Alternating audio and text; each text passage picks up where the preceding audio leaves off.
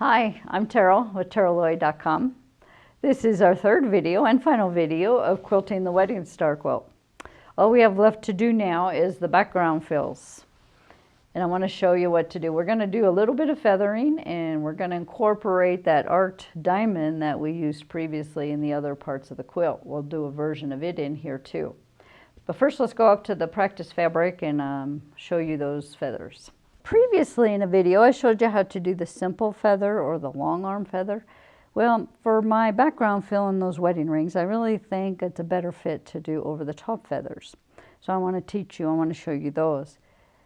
I still, though, believe if you're just starting out with your feathering, to start with the simple feather or the long arm feather first. It's just a little easier, a little less motions, and again, both of them are rhythms. So you want to get into the rhythm, and then they just turn out beautiful. It's like a dance. All right, so I'm going to make a quick spine. Any shape you want. This case, when you're doing the over the top feathers, usually you start at the bottom of your spine or the end of it, as opposed to the simple feather we did earlier, we started at the top of the spine, okay?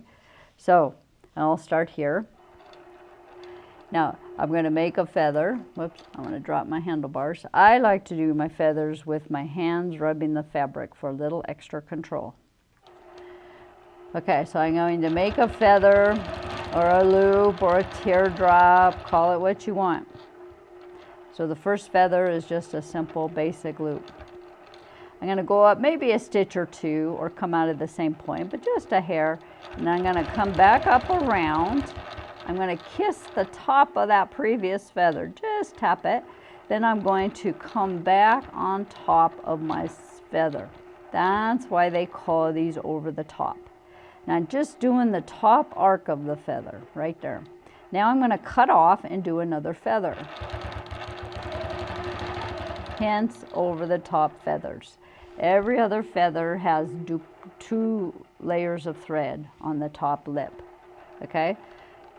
And that's why they call them that. So go up a couple more stitches, come up, do a feather, kiss that one you just did, come back across the top of it, now cut off and make another feather. Now you can, if you need to travel up your spine a little quicker, leave a little 1/4 inch space at the bottom. This is where the style part comes in. That one I got a little short, but that's okay. Maybe the next one's a little long. You get to decide.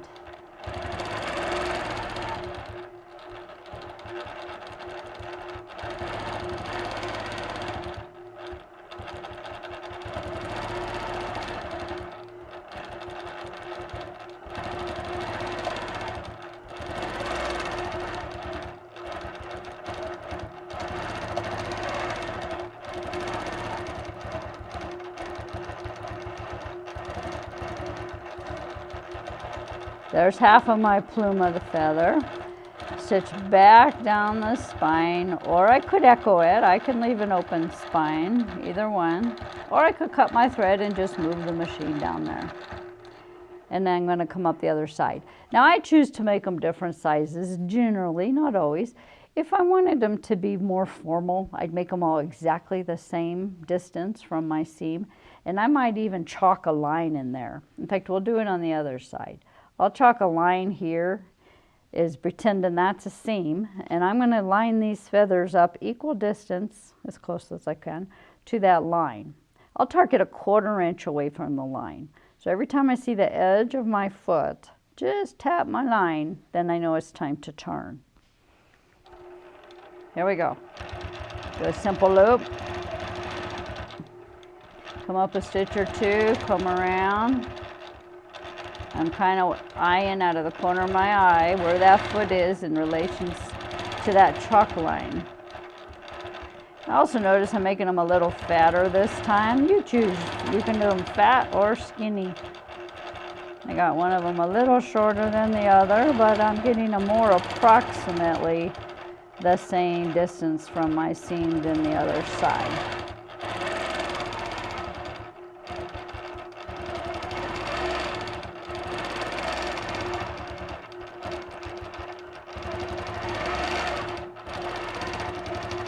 you know, just closing that gap and go on back down. You can see this is why this is also referred to as a formal feather. They can all line up real nicely on an edge and look very clean. I want to show you now how this could fit in and how I chose to use it on the quilt in the background fill. Okay, I stitched out here a resemblance of the shape we're working with on the background, although it's a little bit smaller, but I wanted to show you how you could fit the feathers in.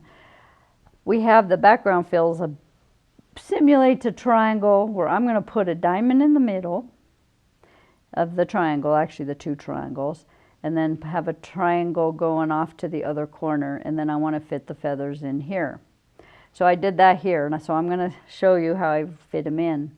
I will do this little area here first. I'm choosing to start right here at the point. Now you can start anywhere you want, and I'll be honest, to make that decision, I tried several different options first on scratch paper to see what I liked and how I could lay them down the best. And I actually liked it right here. And as you can see, I came out of that point on these other ones and kind of based that, anchored the feathers right there. So let's do it. Do a quick secure here.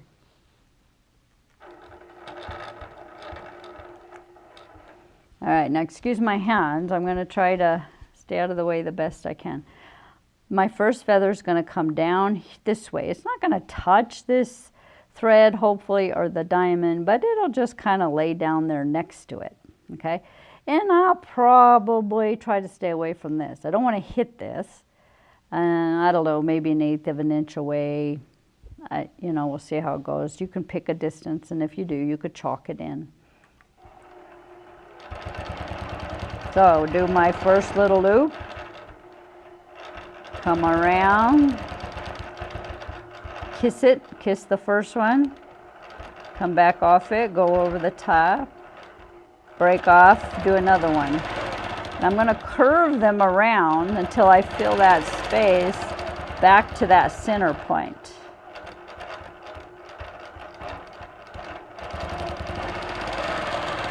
Okay.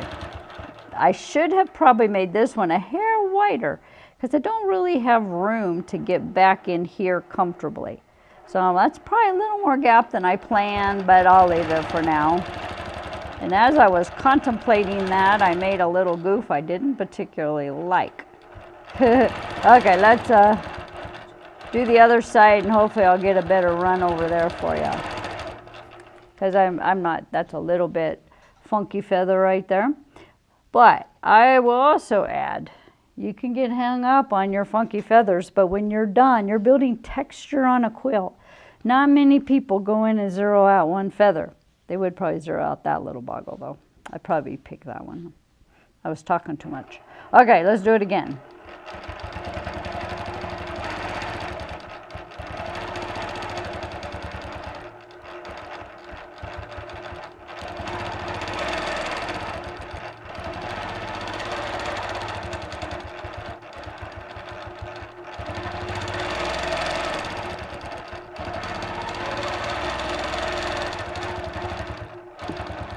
Okay, notice, whoops, I still don't like that. Notice I left the room that time, but I goofed right there. But now to do the next one, I gotta come back double a little longer because obviously my next one's gonna be over here. So I gotta travel back on that one a little more than I did on the others to fit that next one in there.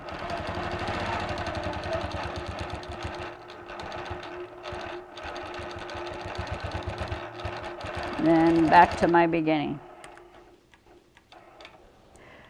All right, well, you got the idea. I can do a couple more, or I could just show you right here, actually. You could see I had a little better runs over here. But I wasn't trying to talk at the same time. We'll try it again.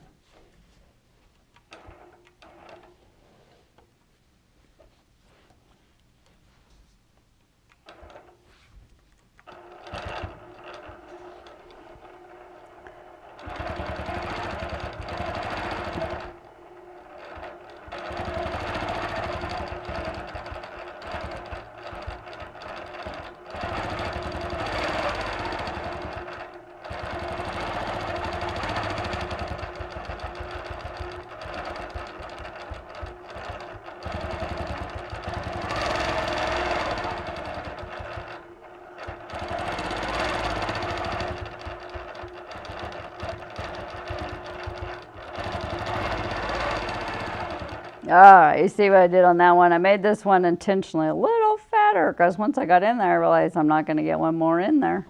So I better use up the space.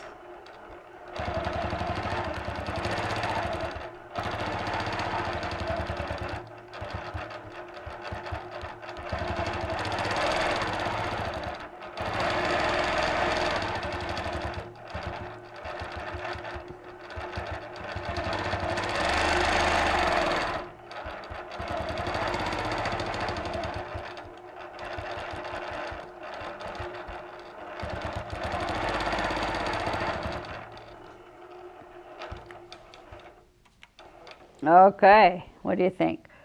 So we ready to take a look at the quilt?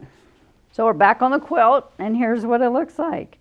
In that triangle that I left open on the practice fabric, I went ahead and I put in my arc diamonds again.